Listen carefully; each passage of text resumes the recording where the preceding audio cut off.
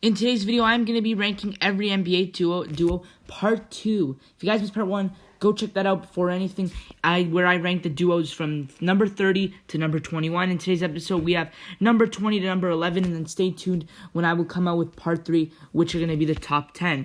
So yeah, this list, as I'm looking at it, it's going to cause a lot of controversy, but hey, not everyone's opinion is going to be the same. This is just my opinion, so we're going to get right into it, starting off with number 20. At number 20, I've got the Toronto Raptors, and their duo is Pascal Siakam and Fred VanVleet. Now, the Raptors, they had Kyle Lowry, but they lost him, so this duo was pretty clear-cut. Like, there was nobody else that really had a chance of getting in this duo. I mean, maybe OG Anunoby, but OG, he's not close enough yet to Lowry and Siakam. This is a pretty good duo. Lowry, had a breakout year last year, his best year by far, dropped 54 points, and he averaged 20 points a game, almost an all-star, and overall, he's just a great player, great playmaker, great defender for his position, and despite his size, he's actually a good defender. And Pascal Siakam, though, for the past year and a half, he's been having a down year from his 23-point per game season. He is still a great player. The only thing that I have the only criticism I have, only problem I have, is that he's not a very good off-ball player. So, he needs to have the ball in his hands in order to do something. Otherwise, he's a good passer, but that's not really a strong suit, and he'd rather have the ball in his hand. And the Raptors are a very passy team. But this is still a good duo, though.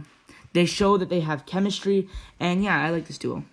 Coming in at number 19, I have the Minnesota Timberwolves duo, and their duo is Karl-Anthony Towns and Anthony Edwards. Now, I wanted to put D'Angelo Russell. Well, actually, I didn't. He would probably be third on the list, and he's pretty close, but I just think Edwards had a better year this year. D'Angelo Russell had one of the worst years of his career, aside from, his early years in the Lakers. And yeah, Anthony Edwards played great as a rookie, but we're not talking about D'Angelo Russell. So, Karl-Anthony Towns, he's an all-star. The only thing I have a problem with him is his defense is a little below average for a center, and also he's not healthy. He barely plays any games, and I don't think it'll be any different heading into next year. But Anthony Edwards, he's going to head into his second year. He is going to be a great sophomore. I can definitely see him putting up 21, 22 points a game. Great finisher, just a great attacker. He's going to get some more posters for sure. And yeah, it's a pretty good duo. At number 18, I have the New York Knicks duo, and their duo is Julius Randle and RJ Barrett. For third place, runner-up to getting put into this duo was going to be Kemba Walker. But, Kemba Walker, he just had one of the worst years of his career in Boston. And, yeah, he got traded to the Thunder and then got bought out, signed with the Knicks. And there's no guarantees that he's going to even average 15 points next year. So I'm going to play it safe, and I'm going to put Randle and RJ Barrett. First off, Julius Randle, he is a top 2 in, All-NBA. He's on the All-NBA second team. He deserves to be at least a great, player all around. He really improved his passing this year. Great rebounder, great defender, just great scorer all around, and just great playmaker. As for RJ Barrett, he was one of the biggest question marks heading into last NBA season. In his rookie year, he was very inconsistent and very inefficient. So he would never hit a lot of shots, or he would hit a lot of shots, but in a very inefficient way. I don't know what his exact percentages were, but they were 30-40%, which isn't really good. But this year he took a real improvement, shooting way better from 3, way better just in general. And yeah, the last bit of the year he was on fire. And yeah, RJ Barrett, he has really proved his worth on the Knicks, and I think he's going to come and average maybe 18 points next year, and he'll be a great player alongside Julius Randle. If he can keep upgrading that 3, and Randle can just dish it out to him, this will be a very deadly duo. Number 17 goes to the New Orleans Pelicans duo of Zion Williamson and Brandon Ingram. Now, you might think this is a little low, but then again, lists cause controversy, and I'm not going to make a list that everyone's going to agree on. We're all going to have our different things. You might think that some should be higher, some should be lower, but at the end of the day, it's just my opinion, and if you guys just respect my opinion, then everything's fine. So yeah, this duo is a little bit low because they have not made the playoffs together yet. And honestly, not impact, but success helps. And when you have Zion Williamson, who's here's the thing for Zion. I would say he's overrated, but before you guys get mad, being overrated does not make you bad. For example, Russell Westbrook. Russell Westbrook, I think, is overrated, but that doesn't mean he's a bad player. People just think that he is way better than he really is. He's still a good player, and the same thing goes with Zion Williamson. I mean, 27 points, 60% field goal is amazing, but when you can't lead your team to victory, that sucks. And you also have Brandon Ingram as a second option. I don't know how well he's going to work as a second option. Like, he's like a natural scorer. We've seen how he worked with LeBron as a second option, but I don't know how that'll work out.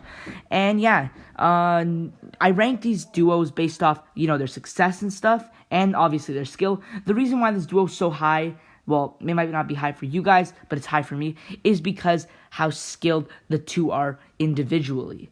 But put them together, and if they can make the playoffs this year, then they are a top 12 duo for sure. So in my opinion, that last duo was the definition of overrated, and this next duo is the definition of underrated. I have the Indiana Pacers duo up next on my list, and there's some Domantas Sabonis and Malcolm Brogdon. Oh my god, I love this duo, but it is just so underrated. Domantas Sabonis, he was an All-Star this year. He finally got the recognition he deserved, but Malcolm Brogdon was, actually, I'm not going to say snub because I don't think he played good enough to be an all-star. Like, there were many good players this year, but he is still an all-star caliber player, and he has been for the past couple years. He averaged 21 points per game this year, and Sabonis, he's kind of like a Julius Randle type guy, except a little less athletic. Great playmaker, great rebounder, great defender, and he's not as good of a scorer, but he is still a great player. And Malcolm Brogdon, I don't even know who's the best player. Like, Domantas Sabonis seems like the clear-cut winner for best player on the Pacers, but when you go more into it, it really becomes debatable on Brogdon or Sabonis. So nonetheless, very underrated and very good duo. At number 15, I have the Atlanta Hawks duo, and this is another one that can be very well higher. And don't think of this list as, I'm taking these duos and I'm putting them way too low. First of all, there are a lot of good duos, and second of all, I didn't get this out of the way in the series yet. They are all interchangeable. You can potentially go and take this duo and put them at number 12, and it's a fair argument. So, now that that's out of the way, Trae Young and Clint Capella is a very underrated duo. This is a perfect blend of offense and defense. You have Trae Young who can do anything on the offensive end, shoot lights out, amazing court vision, and just overall a great player. Can get to the rim easily, very short, so he can blow by taller defenders. Great shooter, like he can pull up from half court every time and still shoot 35%. And then you have Clint Capella, who does the exact opposite of Trae Young. He gets it done on defense, blocks any shot that comes in his paint, and just overall a very dominant rim protector, interior defender. And this duo just combines perfectly. It's like peanut butter and jelly. It's just the perfect mix. Great chemistry. Like, Clint Capella was he was the thing that Trae Young needed. Like, when Clint Capella was in the Houston Rockets, he always had James Harden and Chris Paul throwing lobs to him, which is why Capella was so good. Now he comes to Atlanta, and it's the same story. Trae Young still throwing lobs to him. I could have put John Collins, but I just think strictly off last season, Clint Capella was a little bit better. Now, again, interchangeable. John Collins can be in there, but I'm going to put Capella for now. Very good duo at number 15. At number 14, I have the Dallas Mavericks duo of Luka Doncic and Kristaps Porzingis. Now, this one is also very interchangeable with the Atlanta Hawks duo, but I just thought that I would put this duo ahead because I just think Luka is on a completely other level. Now, obviously, you have Luka Doncic, and this is kind of a team where they don't have anyone else to be put into the duo. Like, it's just Luka and KP, and that's kind of obvious. So Luka Doncic, great playmaker, mastered that step back. Just like offensive-wise, amazing. Defense can be worked on, but just offense, he is so elite. He'll pass to anyone and somehow make the worst shooter hit his shots. Now, the only reason this duo is so low is because Kristaps Porzingis. Now, Kristaps Porzingis is getting a lot of hate recently due to his poor performance in the playoffs, though playoffs shouldn't matter for everything. I don't even hear people hating on Jimmy Butler. I don't hear people hating on Julius Randle, all because, like, even though they had bad performances. But I hear people hating on Kristaps Porzingis and Ben Simmons. And I don't know why. Kristaps Porzingis is still a great player. The Mavericks are just using him wrong. They always have him in the wings, getting ready to hit the three. And though he is a good shooter, wouldn't you love a 7'3" guy in the paint getting every offensive rebound? So yeah, Porzingis is being used wrong, but skill-wise, this is a great team. And I think the Mavericks, with this duo, maybe they might need some more pieces. they can potentially go really far. But yeah, Luka pretty much carries this duo, but Porzingis still plays a part, and yeah, that's why they're number 14. At number 13, I have the Miami Heat duo, and it's Jimmy Butler, Bam Adebayo. Now, there are many things that I love about this duo. I don't like the Miami Heat team in general. You guys saw them, how good will they be? But yeah, I don't really like their team. I don't think they're going to do good next year. But this duo, I personally love. It's one of my favorite duos in the NBA. First of all, they have amazing chemistry. Even off the court, in YouTube videos or press conferences, they are just so funny, and you can tell that they have good chemistry together. So yeah, that's out of the way. Chemistry is amazing, which I love to put into perspective when I'm making these ranking videos. And another thing is not the best, I would say maybe top 5 two-way duo. So maybe the Clippers duo or the Lakers duo or something like that is better two-way. But basically what that means is they can get it done on the offensive end and the defensive end. You have Jimmy Butler, great two-way player. He can score 20 points while clamping up the other team's best defender. And I've said this many times on my channel. Same thing with Bam Adebayo. Bam is a great defender, and he can also get it done on the offensive end. Same with Jimmy. So yeah, definitely a really good two-way team, two-way duo, which I love to see. And that's mainly why they're really high. Chemistry and their ability to provide quality on both ends of the floor. At number 12, I have the Bulls duo, and it's Zach LaVine and Nikola Vucevic.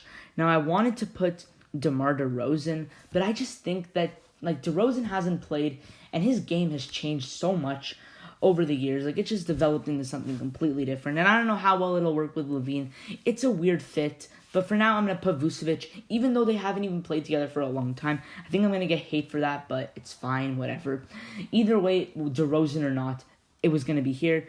Yeah, you have Zach LaVine, amazing scorer, 26 points a game. I think that might go down this year with the team around him, but it's fine. He'll still be a quality player. I mean, obviously, he's Zach LaVine, and he'll still play just different role. He'll have a different role. He'll still be the leading scorer, but he's not going to be asked to take so many shots because now they have DeRozan. And Nikola Vucevic, a very underrated player.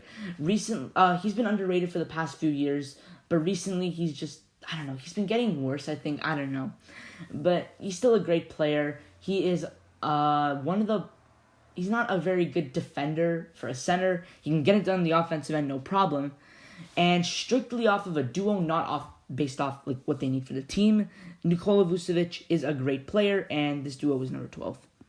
And our final duo of the episode, number 11, we have the Portland Trailblazers duo of Damian Lillard and CJ McCollum. Now, I could have put them lower strictly off of one reason. This duo has not been able to get past the conference finals. I don't know how long they've been together, but they just have never done it. Before that, they've never gone past the second round. And yeah, but this is strictly off this year. This year, they played great, honestly. Damian Lillard, an amazing player, probably the clutchest player in the league, averaged almost 30 points. And CJ McCollum, he's been getting very underappreciated these last couple years. He is definitely an all-star caliber player. I can see him averaging 25 points per game next year.